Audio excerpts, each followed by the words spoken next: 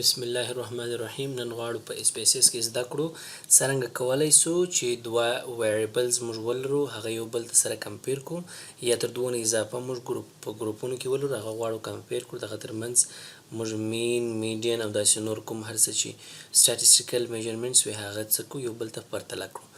نو زه غواړم چې جنډر زه لرم دلته میل او فیمیل دی. زه غواړم دا جنډر کې فرضاً د همدې لپاره زه غواړم چې د هایټ سره پرتله کړم میل او فیمیل چې دلته هر څومره ولرم. نو د هغه لپاره زه راځم اول ډاټا ته. ډاټا کې تاسې وینئ سپلټ فایل په نامه کمانډ دی، کلیک وکړئ. دلته فرضاً درې آپشن درکول شوي دي. انالایز آل کیسز معنی ګروپ دې نه جوړېږي، ټولو دې په چیش کې سي بغیر له ګروپ دې سره راسي. او کمپیر ګروپس یو ګروپ دې د بل ګروپ سره کمپیر کړي. او اورګنایز آوټپوټ بای ګروپ څخه مراد څه دی؟ یعنی که فرضاً ډاټا د مملکتونو ترمنځ ورکول شوي وي، زه نه غواړم ټوله په یو ټیبل کې راسي، په مختلفو ټیبلونو کې دي وي او جدا جدا دي وي.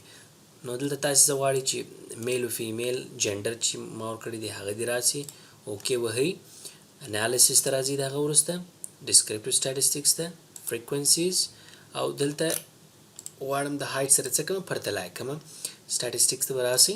دلته به مین غواړم پیدا کړم، زه میډین دې ماته راکړي. فرضاً سټانډرډ ډیویشن غواړم څه کوم، دې دواړو ترمنځ پرتله کوم. او رینج هم راته ووایاست. کنټینیو وهم. فریکوینسي ټیبل نه غواړم، اوکې وهم. نو تاسې اوس دا یو ټیبل ګورئ چې موږ ته یې د هایټ څه کړی دی، د فیمیل او د میل ترمنځ یې هایټ فرق اچولی دی، چې یعنی هایټ په فیمیل کې چې دی اوسط یې 1.2 متر دی، چې ټوټل 115 ویلیډ کسان دي، څلور میسینګ د ډاټا. او میل چې ده اوسط یې 1.2 متره قد لري. او موږ ویلی سو چې مثلا فیمیل چې دی تر میل جګ قد لري، او میډین 1.4 عین شان کې. رینج دلته 0.9 دی، 0.9 ترمنځ فرق لري. په دې توګه موږ کولی سو ډاټا څه کړو، یو بل ته تغییر پرتله یې کړو. فرضاً زه غواړم بل مثال هم حل کړم. دلته تاسې ګورئ موږ وایو چې فیل ورتلیس یا هاپي. فرضاً زه غواړم پر هاپي وکړم، د جنډر سره څه کوم پرتله کړم چې کم یې خوشحاله دي، ډېر کم یې ونه دي. عین شان کې ډاټا ته راځم، سپلټ فایل، جنډر ما انتخاب کړل. ته زه غواړم دا وارې دي په جدا ګروپ کې راسي. اوکې وهمه. انالایز ته راځم، ډسکریپټیو سټاټسټیکس، فریکوینسي، هایټ نه انتخابوم. دا وارې ما ویل چې هیپینس غواړم څه کړم، انتخاب کړم. نو هیپینس، هاپي وهي تاسې هماغه شان دي پکښې کې چې انتخاب شوي دي هغه غواړم. اوکې وهم.